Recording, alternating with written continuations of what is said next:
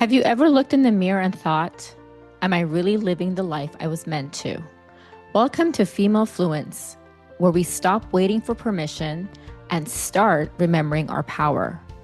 I am Pearl Mashour, a mom, educator, and a women's empowerment coach. And this is a space for honest conversations about growth, purpose, and becoming who you truly are. Here, we wake up to ourselves. We release the guilt, reclaim our confidence, and rise with grace, truth, and a little bit of fire. If something in you is whispering, there's more, take the self-reflection quiz at femalefluence.com and see where you are in your journey. Because you're not here to play small, you're here to rise fully. Confidence is a belief in your abilities, your judgment, and your self-worth. The quiet trust that you can step forward even when fear or uncertainty is present. For a long time, especially when I was younger, I thought confidence was something you were either born with or not. But once I truly understood what confidence is, everything shifted. I realized that the more I believed in myself, the more confident I actually felt. Confidence isn't a personality trait reserved just for the lucky few. It's a skill that grows with time, experience, and the way we choose to see ourselves. And when we begin to trust ourselves and set those small, achievable goals, practice self-compassion, embrace failure as a part of growth, keep learning, and being aware of how far we've come and actually celebrate those small wins, that's when confidence begins to build from the inside out. My guest, Simone Knego, is an international speaker, author of the award-winning bestseller, The Extraordinary UnOrdinary You, and her most recent book, Real Confidence. She's also the co-host of the globally ranked podcast, Her Unshakeable Confidence, alongside her daughter, Olivia.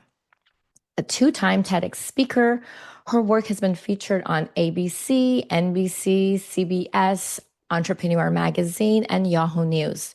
Her literary contributions have earned recognition from the National India Excellence Award and the NYC Big Book Award. As the creator of The Real Method, Simone is a dedicated coach who helps ambitious working moms overcome self-doubt and reconnect with their confidence. Simone, welcome to Female Fluence. I'm so excited to have you on my show today. Thank you. I'm excited to be here. Okay, so let's start. Can you start by introducing yourself and sharing a little bit about what you do? I gave a little bio and what makes your work or your brand actually unique. Yeah, so I am a keynote speaker, author, podcast host, and I focus all on confidence, helping women build confidence from the inside out.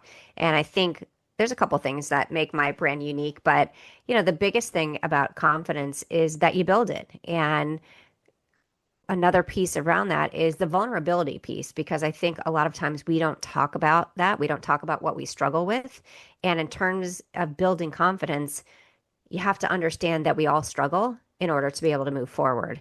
And so I bring real stories and humor and fun to talking about topics that sometimes can be really challenging. I love it. And I've been, I always search my guests and watch, and I love the stuff that you put like on your Instagram and Facebook, and it is really real and vulnerable. And I feel like that's the thing, because a lot of people just think, oh, like she walks in and she's confident. She was confident from the beginning. And when you're real about your stories, and it's like, no, this is, everybody can be confident. It's a skill that you can actually build for yourself. And, you come up with the stories like, oh, back then, or when I was in my 20s or 30s or whatnot, I felt this way, I was insecure. Then those relatable stories make a connection, and people feel like, okay, if she was able to do it, then I can do the same. Now, you talk about kitchen table leadership. That kind of stood out for me. I wanted you to share what that means and how that philosophy came to life for you. Absolutely. So, we've been sold this very narrow view of what leadership is. It's the title, it's the boardroom, it's the corner office. But I truly believe leadership is what happens every single day, the behind the scenes moment, and that each and every one of us are a leader. We're all making leadership decisions all day long, but nobody's ever called it that. So nobody, we've never thought it to be that.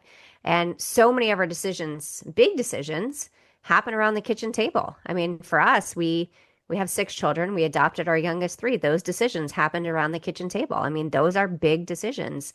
But because the world doesn't say that's leadership, we don't think about it like that. And so I want to reframe that for people to think that the decisions you make every day change people's lives, right? And so those are leadership decisions.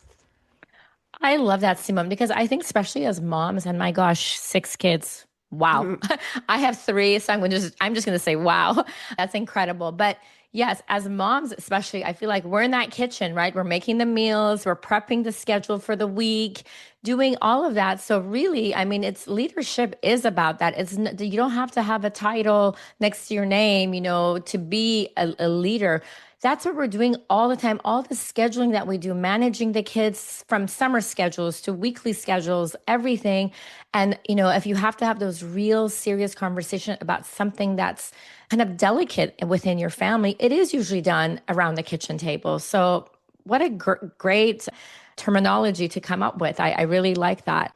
So when you reflect on your life, was there a specific transition or moment that profoundly changed the direction of who you are today?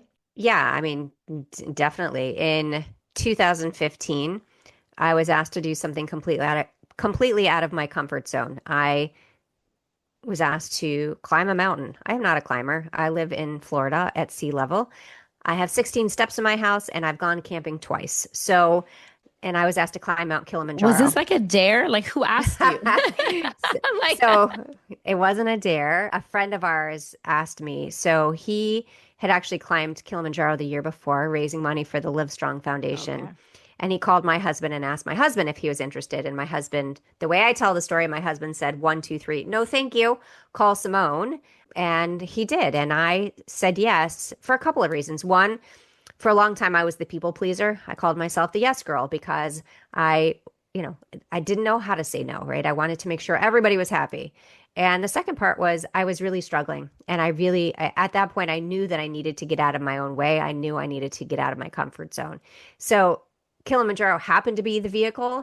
It didn't, it could have been something else that came my way, but that's what came my way. And I said yes. And it was completely life changing because it helped me realize what I was capable of.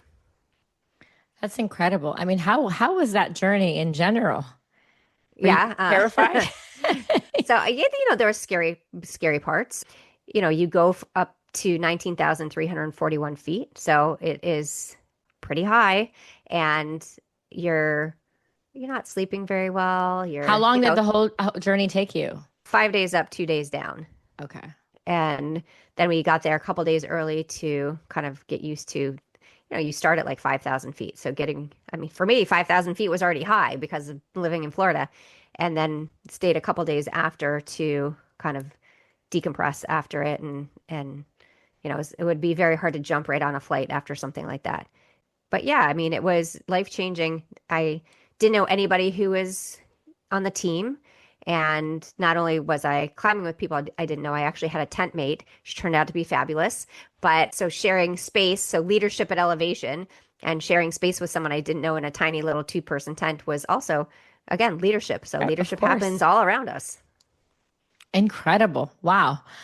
So, what would you say in your life and leadership journey? What lessons did suffering teach you that success simply couldn't? Because I feel like a lot of times we learn more, right, from our failures than our success. So, what would you say for you? What was that? Like, what did it teach you, or what failure was it even? Yeah, I mean, failure is not a stop sign, it's a stepping stone, right? I mean, we Right. all have failures. The Exactly. the most successful people in the world fail all the time because they're willing to try. And so one of the biggest things that taught me that it's more uncomfortable to stay comfortable. So that idea of let's not try that, I might fail, to me that's now more uncomfortable than failing because at least I know that I'm doing something, I'm taking action, I'm learning. And so that was one of my biggest lessons that I've learned. I always say that too. It's like if you want to grow, you have to be uncomfortable. You need to step outside your comfort zone. And a lot of people, that's the fear keeps them stuck because they're so afraid to just step outside of that and do something that they've never done before and challenge themselves.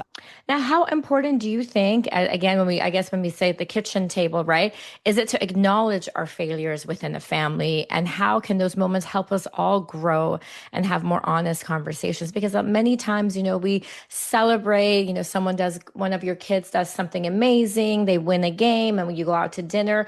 But how important is it to have those conversations about failure and acknowledge it so that, as a family, you can all grow from within? Yeah, I think it's huge. I think that we focus too much on the shiny moments, and it's the failures that are so important. We're all going to fail. So the earlier your kids learn how to fail, the better, because, we in society we think of failure as this really negative term. Oh my gosh, you failed at something, like, oh, you shouldn't try that again. But it's completely the opposite. And I think it's important for our kids to understand that. So the woman who founded Spanx, Sarah Blakely, the way her family dinner table worked is her dad would ask her at the table, "What did you fail at today?" And the only time he would be disappointed if she said nothing, because if she wasn't failing, it meant she wasn't trying. And so I think that is a great way to talk about it, and not that failure is something scary, but it's part of existence. It's part Hmm. of life. And so really reframing it so it's not something that we should be afraid of. We should be willing to try. Yes, I mean, we should be cautious about certain things, but it's important that we put ourselves out there. I agree. I don't know if we can all climb a mountain like you did, but definitely I think we should all try. And I think that's great. Like it's like when you hear like, oh, talk about when I was a teacher, we would do like, what's your rose, your thorn, and you talk about the good things that have happened, maybe not so good, whether it's either sad or upsetting or it was a failure. And that's just acknowledging and having those conversations at a very early age. It really helps so that when you become an adult, it's not that big of a deal. You can just say, yeah, today this is what happened, but guess what? Tomorrow's a new day. Yeah. And, the way things work now is there's a participation trophy for everything. And so it's very hard. Like when I was little, you did not get a trophy just because you participated. It was the teams who won.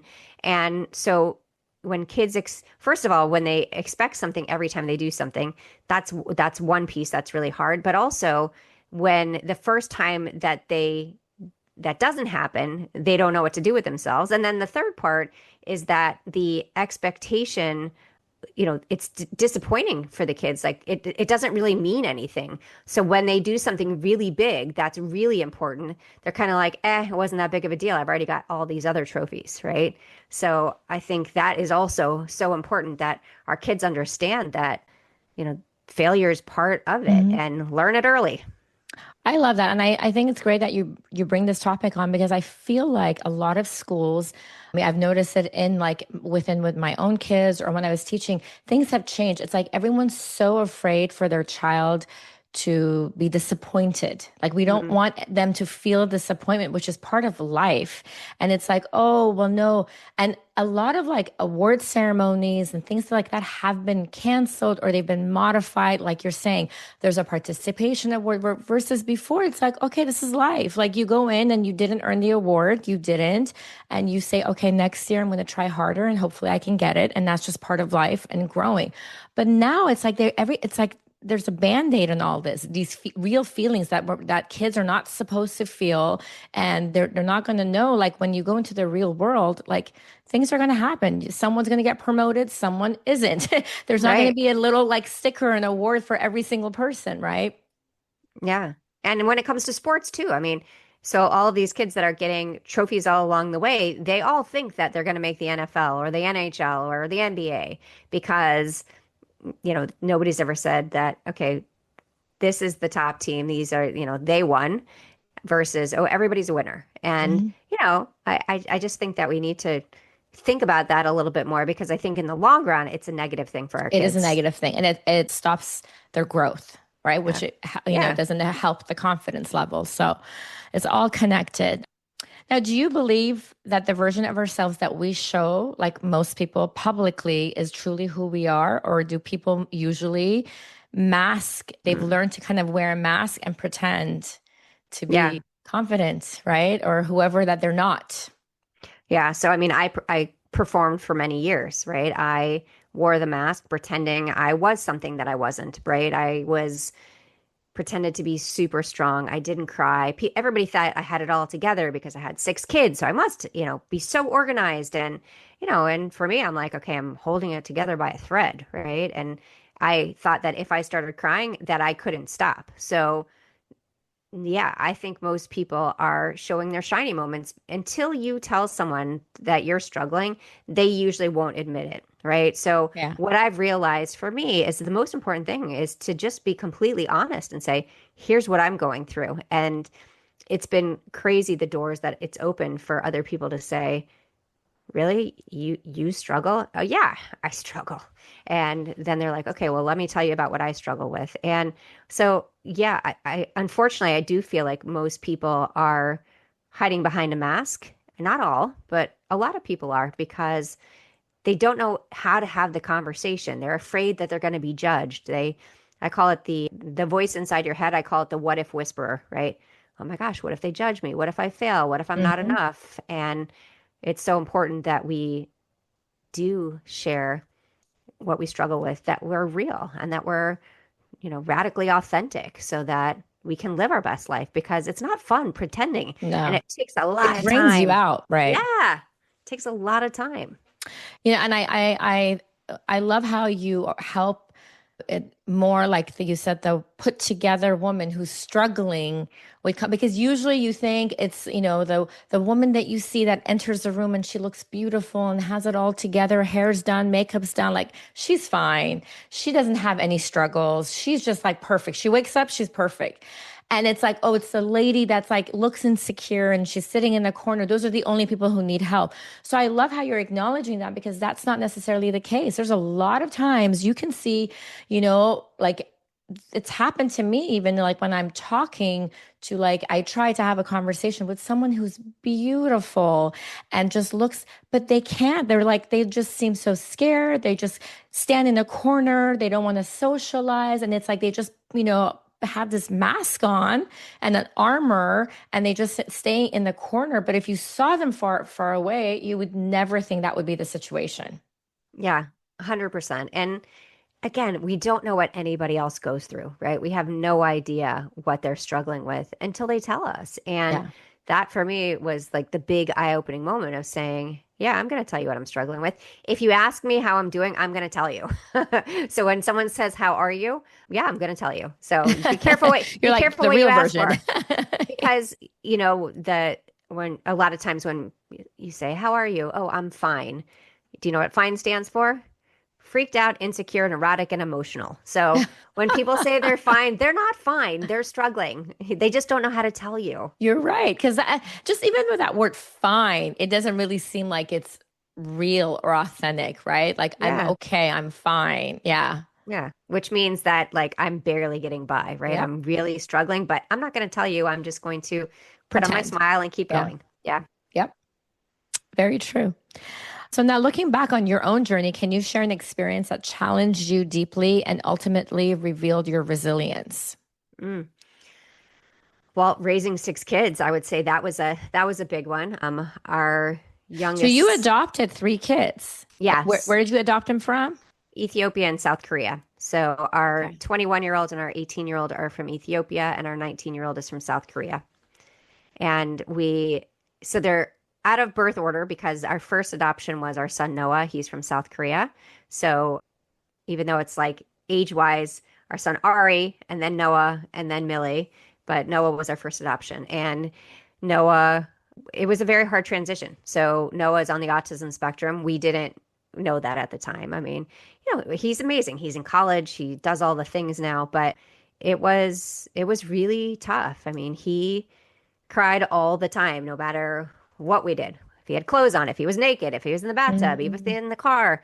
And, that understanding of patience, right? That we needed. And even through it all, we were like, we're gonna adopt again because it just really helped us realize what we were capable of and brought us so much closer as a family. And and then we adopted two more times. So, now we have That's six kids. But incredible. Wow. Yeah, so, I that's mean, definitely building your resilience for sure, for sure. yeah, And it's a little scary because one, you don't know, what the child will be like. Two, you fear the dynamics of your family, like how are all the other kids going to connect with each other? Is it going to all work well? So it's one of those things that you're doing, but with so much love and strength and hoping that something amazing is going to come out of it. And I can see the beautiful family picture in the yeah, background. So it seems like, it was worth all that hard work. And now you have this incredible family and it's a big family. yeah, yeah. It's a big family. And my son got married last summer and they're having a baby. So, So wait, it's how very old are the exciting. kids now? So they are 29, 26, 23, 21, 19, and 18. Okay. So So I'm do you almost an have empty any at nester. home or is it One. 18 at home or 18's gone? Yes. Okay. 18's at home. So she's a senior in high school. So we'll be Oh, empty last nesters one. in the I have a fall. senior this year too, but she's my Uh, middle one, and then I still will have my son. So okay.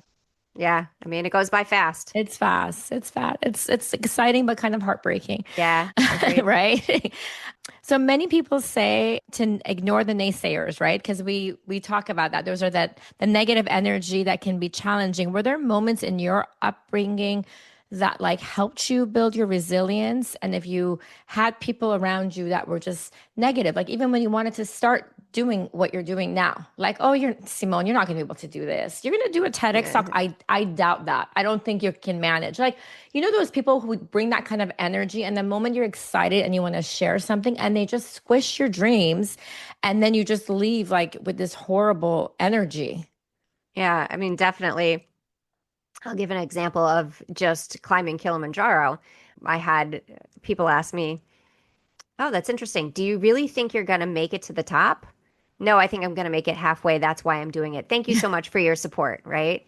And then I also got the, wait, you're going to leave your kids at home for almost 2 weeks while you go climb a mountain. Don't you think that's selfish? And I'm like, well, Are you kidding? self-care is never selfish. And the best part of that was then I got the follow-up, what, oh, you have the most amazing husband, which I do. We've been married almost 33 years. He's a great human. They're like, he's so amazing. He's going to take care of your kids while you're climbing a mountain. I was like, they're his kids too. What are you talking about? Just because I do it He's every he's going to be day, right? babysitting for you. Yeah, exactly. He's the babysitter. I was like, what are you talking about? They're his kids. He thought that was the most hilarious thing ever. So, yeah, so there are always, and what I've realized that a lot of times when people say things like that, it has nothing to do with you. Hmm. It has to do with the fact they can't see themselves doing that. So therefore, how could you do it? And so my answer now is come with me. If I'm doing something, they're like, oh, you sure? I was like, yeah, why don't you try it too? And that really catches them off guard because they're like, oh, I don't think I could do that. I was like, yeah, you could. Do you want to? No, I don't want to. Okay, well, that's a different story. Right. So again, like really kind of bringing them into it to have them realize, wait, okay, that isn't what I want to do. And yeah, she probably can do it because she wants to. Right. Right. So I think the biggest thing is for people to realize is that when you have those negative people, I mean, one, it's good to kind of evaluate the circles again, but Mhm. if it's someone that you care about and this is just it comes up here and there, you have to realize that it's a reflection on them. It really, and as long as you tell yourself that this is this person wanting to do or make a step forward or make a difference in their life, but they're too scared or maybe they just can't in the situation that they're in. And so they're kind of envious because you're kind of taking that step forward and doing something for you. And that's how, their response comes out with like negative energy. And it's just a reflection of what they believe and how they feel within themselves. Yeah, Just don't take it absolutely. personal. Yeah. Yeah, you can't take it personally. I mean, it's the same thing that I would say to my kids when they were younger and there was someone that was bullying them. It's very hard in the moment, right? When someone says something like that to you to be able to just say, I'm okay. I don't need this, right? And especially as a child, but that's what we realized. And it was like took through the experiment of my daughter when she was in fifth grade. There were some kids who were quite mean at the school. And so I said, again, it's not about you, it's about them. So don't don't let it bother you, because there is definitely something going on in their lives that are Hmm. making them act this way. And so come to find out, both of the girls who were being really mean, they were both of their parents were going through a divorce. And so, they felt very unsure of themselves. And the teacher actually created something. She brought all the girls in and she played the song Mean Girls. And as soon as she did that, she said, I want to talk to you about something that's happening. One of the girls who was the one bullying came up and said, I'm being bullied. And she was like, I knew right away that she was the one bullying Oh, because okay. she jumped in to say that. And so, again, it's really hard in the moment when someone is, taking out what they're going through on you. But I always say, like, think about like how you can help them instead of taking on the burden of the negativity. Exactly. Yeah, that's a great point. Now, Simone, what are some practical strategies that people can use to develop the tenacity to pursue their goals, even when, like we're saying, others doubt them or they doubt them? Like, how can they have, steps to move forward? So, one of the biggest problems we have is the words that we use, right? The words that we use about ourselves, the way we talk about ourselves, the way we talk to ourselves. And most of the time, we don't even know that we're doing it, right? I mean, if you were to describe yourself, most people don't want to take credit for the things that are happening in their lives. And, we go through life just going from point A to point B and not even realizing the negative things that we're saying. And so that's one of the things that I like to work with women, people on is how we talk to ourselves, right? When we wake up in the morning, when we look in the mirror, let's not go to the negative first thing, right? It's not about toxic positivity, but it's like why is the first thing that happens is we think Mhm. about all the negative things. And if you wouldn't say it to your best friend, don't say it to yourself, right? And Right. and most of the time we'll still do that. We'll still say all the negative things to ourselves. So I have a little mindset hack that I created that I think helps with in different areas of life when you're really struggling with the negativity. Can you move forward? And very creative title. It's called Control Alt Delete. So I back in the love this. day, thank you. Back in the day, that's how we would reset a frozen computer. Now it brings up Task Manager. I don't really know what it does because it's not managing my tasks. I wish it were.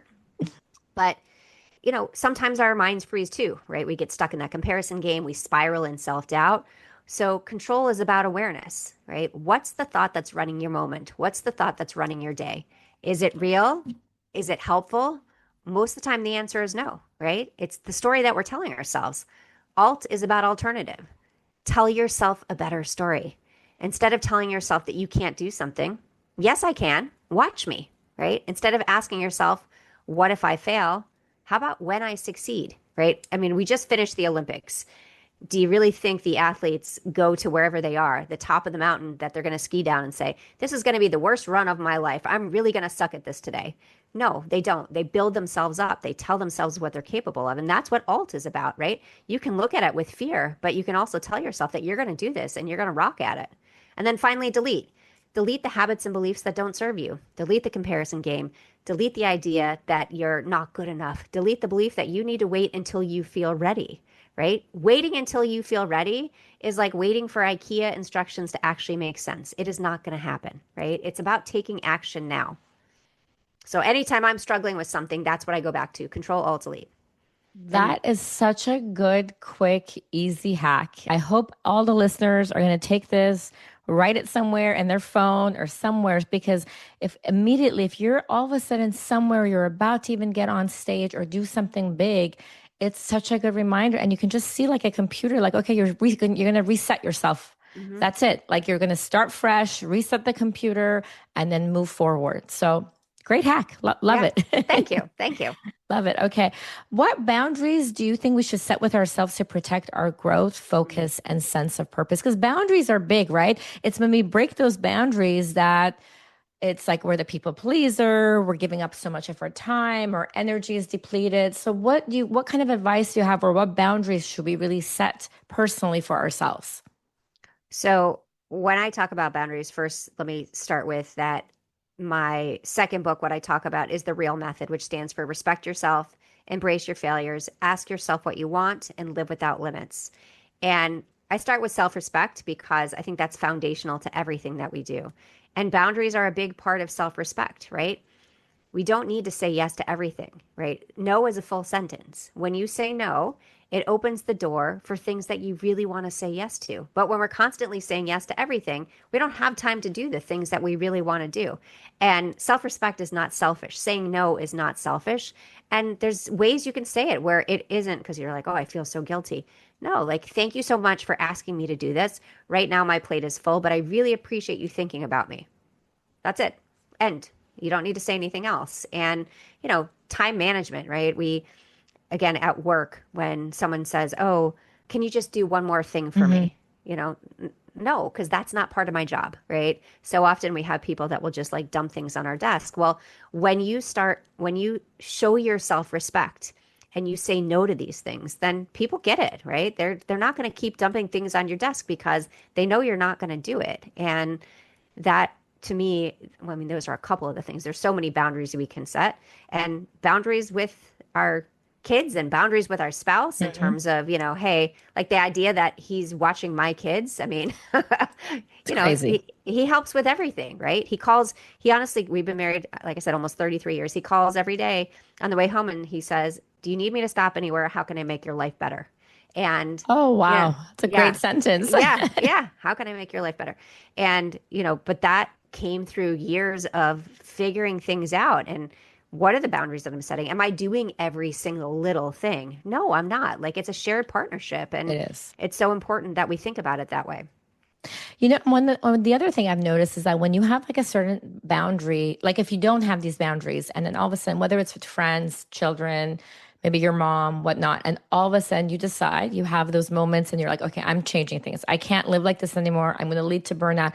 And when you start setting boundaries with people, it's really challenging at the beginning because they're so used to you saying yes and never saying no and being available all the time and just being like, sure, no problem. I'll take on this. I'll host this. I'll do that. And so that's a really hard adjustment and it's hard. But once you do it a few times, then they take you seriously and they realize, oh, she's just not having a bad day. This is like the new version of her, right? Because immediately like, what's wrong with you? Like, why are you saying no? Why are you not coming to this? Why are you not hosting this? And that's a hard transition because a lot of times I feel like I've seen it with my friends too. Like she wants to say no, she says it once, and she gets such a bad reaction and there's such disappointment and and if you're a people pleaser that's really challenging because you want to please people, so when you get that kind of reaction you're like, oh shoot, maybe I should say yes, maybe I should call her back and say I'll do Mm, it. And it's at that battle that you have, but you need to, when you set those boundaries for you, because you really, like you said, you want to open up more space for your own personal yeses, right? And so just be okay with that. Like they're going to get over it and they're going to take you more seriously and they're going to respect your time. I mean, I even noticed it with my own kids. It was like once I started going back to work and I wasn't available all the time, it was a very hard transition. But now they respect my time versus before it was like, oh, well, mom's there. She's going to do anything we ask her to. She's going to yeah. bring lunch to school. She's going to drive us here. She's going to do this. And now it's a different type of relationship and they respect me a lot more. Yeah, I agree. I mean, with my older kids, I did every single thing for them.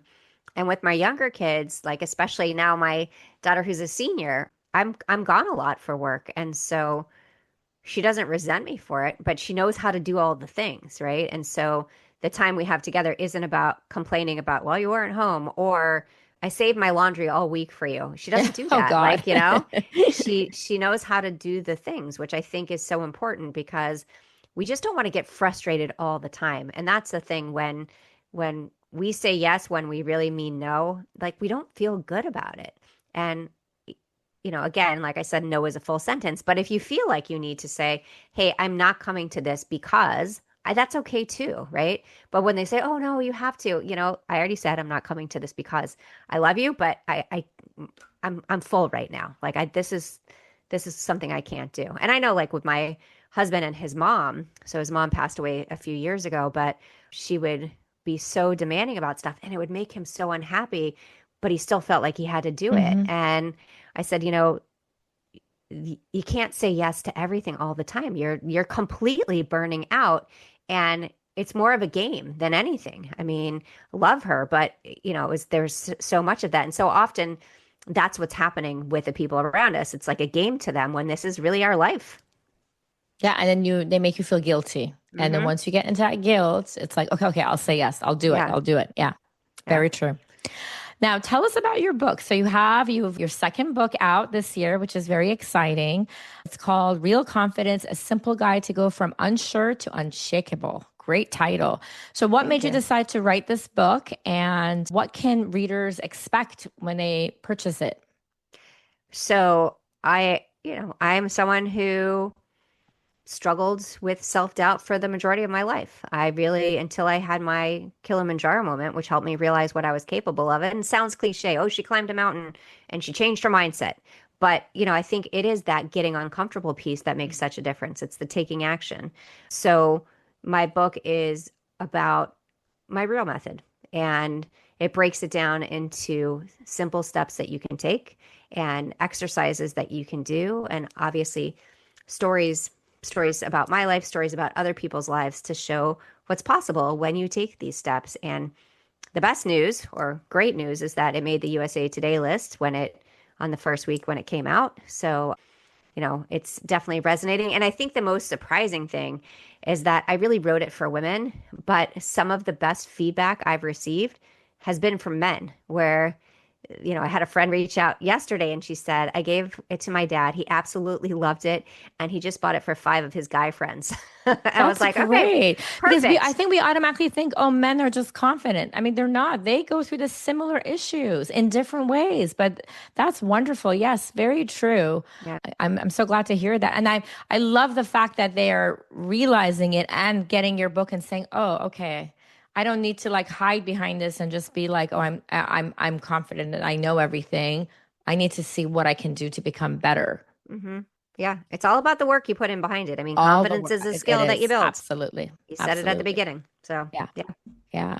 Now, you touched a little bit about the real method, and I know that's in your book. Can you explain what it stands for and just give us a little generic summary of it? Yeah. Yeah, sure. So, obviously, it's about being authentic, but so it stands for respect yourself, embrace your failures, ask yourself what you want, and live without limits. And, what I said before about respecting yourself is that is foundational to everything we do. So often we say we're going to demand respect. We're going to walk in that room and we're going to demand respect. But it really is about demonstrating it to yourself with the boundaries that you hold, with the way you talk to yourself, with the way you talk about yourself. That is so important.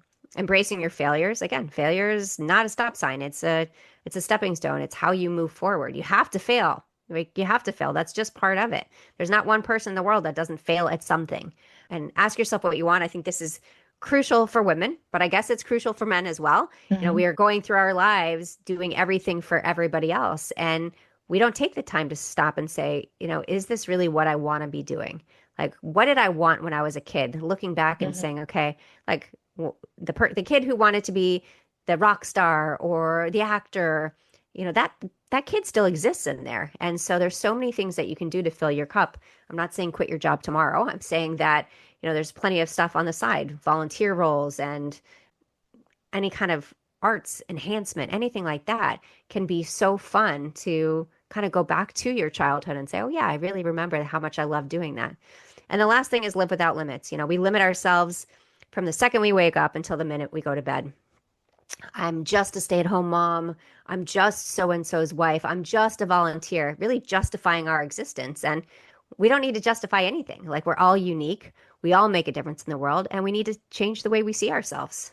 I think that word just, it really limits you, right? And then we tend to do that all the time. It's like, I just have one question. I'm just like I think the most popular one is, I'm just a stay-at-home mom. I used to say that all the time, and I wouldn't say it with confidence and pride. It was just like, if I was in a social setting, I would just kind of really quietly be like, oh, no, like if there's a lawyer around me, a doctor, or, Mm. see, it's like, no, I'm just a mom. And it's like, no, that's one of the most important jobs in the world. So I have to make sure that I feel that way so I can teach everyone else the same way instead of making my job, my position in my life small. And then those are my beliefs as well, right? Yeah, drop the just. I mean, you're Yep. not just anything. Drop You're the not just just. anyone. You drop the just. Yes, yes. Okay. So, last question. What does success mean to you personally, and what kind of legacy do you hope to leave behind? Mm. To me, success is happiness, right? It's not about financial. It's not about, it, I don't want to say what it's not about. It's not about financial. Like I think so often we Yeah, look I at, how agree. much money you have in the bank. You got the bigger car, you got this, and that means nothing. It really is about happiness, being able to take time for yourself, really having a family that supports you, right? I mean, for me, that has been a big part of my success is really becoming closer with my family. And again, why I have a podcast with my 23-year-old daughter is, and that's a I big think that's part. amazing. I need to Yeah, check thank that you. out. What, that's Yeah, so neat. Yeah. yeah. It's been a really fun thing, but that to me is what success is. I mean, we can all talk about the money we have in the bank, but it's, when we sit down at night or before we go to sleep, are we grateful for where we are in our lives? And I think we should practice gratitude every single day, even when we're struggling, because there's always something to be grateful for. And tomorrow is a new day that can be even better. Absolutely. Absolutely. I mean, I definitely agree with you. And I feel like does not define success. And if we learn every single day to live in gratitude, even in the worst moments of our life, just get up in the morning, be like, I just got up. I'm able to walk. It's sunny Mhm. outside. Like, I'm healthy. Like, it's okay. Like, and it doesn't matter if you had a horrible day the day before, or you even think of all the things you have to do today. It's still, you have to be grateful. It's another new whole day and you're here. That itself is gratitude.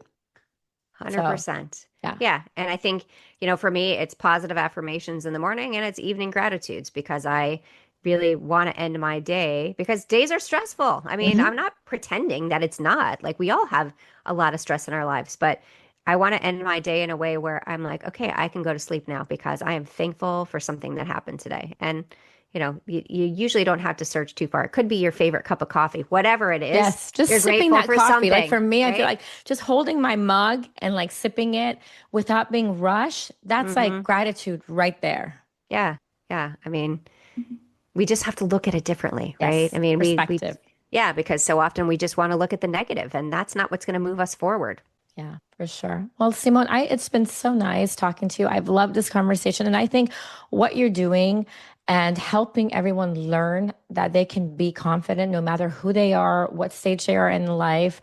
I mean, I'm an empowerment coach, so this is what I work with a lot too. So we need to collaborate. It's a Yeah. lot of similar theme, but I really love it. And I think we all need it. I mean, we've talked men or women, but especially women with different stages that we go through. Confidence is the key. It's the key to empowerment. It's the key to change your life. It's the key to take that next step and just start believing in yourself. We have talked about so like it's been just so important and how like what it comes to building real confidence, right? We said it starts with self-awareness, understanding our strengths, our weaknesses, and the areas where we still want to grow. When we know ourselves, we can actually set realistic goals. And that's again, listening within and understanding ourselves. And we need to have self compassion because if we're kind to ourselves and like you were saying, that what if voices and negative, that reinforces the foundation of confidence. From there, then we set achievable goals because confidence grows through small wins and experiences of success. But at the same time, it's important that we embrace failure. We understand that failure are not setbacks, they're not the opposite of confidence, they're actually the path to building confidence. So, continuous learning is another key piece, pushing ourselves outside our comfort zone, adopting a growth mindset, and of course, facing our fears, which requires us to recognize where we feel uncertain and lean into those areas with more courage. And, celebrate your wins. Take that time to acknowledge, even if it's like a small win, acknowledge that progress and recognize the moments you've reached your goals. Through Simone's work with the Real Method, she's really reminded us the importance of being aware of ourselves, respecting our boundaries, embracing failure, living without limits, and staying grounded, not just in big achievements, but in everyday moments. We don't need all the big titles and the names. we can feel the achievement within us. So is there one final message you would like to leave with our listeners today? Yeah, absolutely. What I love to leave with is that you don't need to change who you are. You need to change the way you see yourself. Beautiful, beautiful. I love it. Thank you, Simone. All the links will be in my show notes. So you can find Simone's information and then go find her book. So just see, follow up with her and learn more about being confident. Thank you so much, Simone, for being on Female Fluence. Thank you for spending this time with me here on Female Fluence, where we rise, reflect, and remember who we are. If something from today's episode spoke to you, share it with another woman who's ready to rise too. And before you go, download your free empowerment coaching guide at femalefluence.com. It's your next step toward living with more clarity and confidence. You can find me on Instagram and Facebook at Mashour_femalefluence. And if you're ready for deeper support, sign up for a free discovery call. I would love to connect with you. Remember, my friends, don't just exist. Live your life fully, bravely, and in truth. I'm Mashour, and until next time, stay true, stay powerful, and stay you.